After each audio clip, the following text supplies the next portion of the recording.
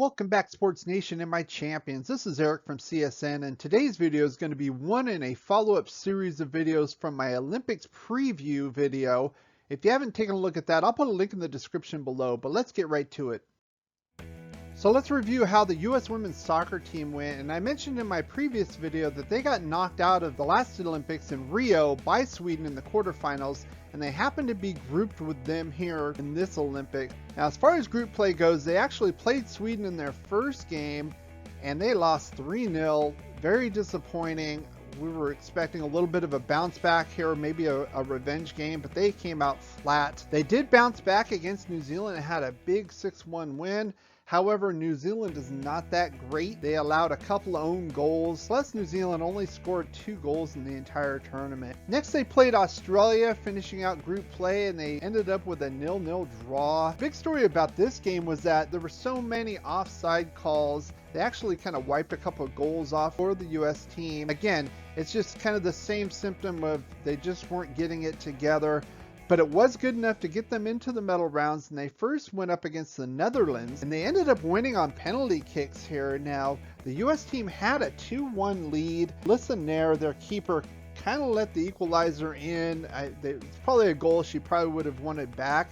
However, she did come back with a huge PK stop in the 80th minute, as well as having 2 stops during the shootout to secure the win. Then they went on to the semifinals to play against Canada, and it was pretty close all the way through until the 74th minute, where Canada was awarded a penalty kick.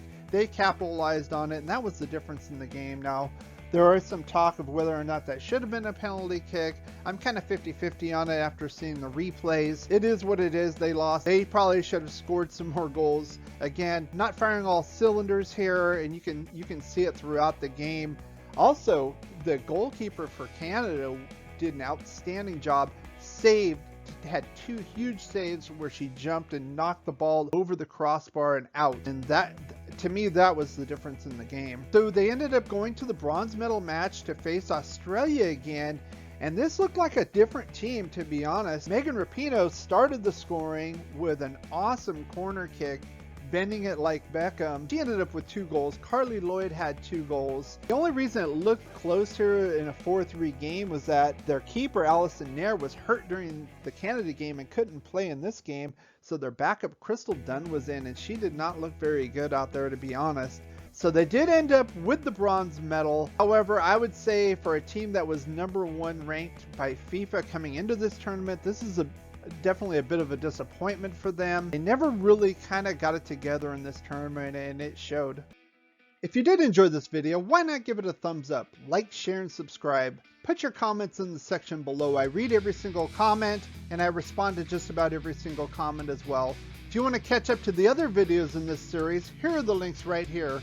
Thank you for watching and supporting this channel, and as always, play like a champion.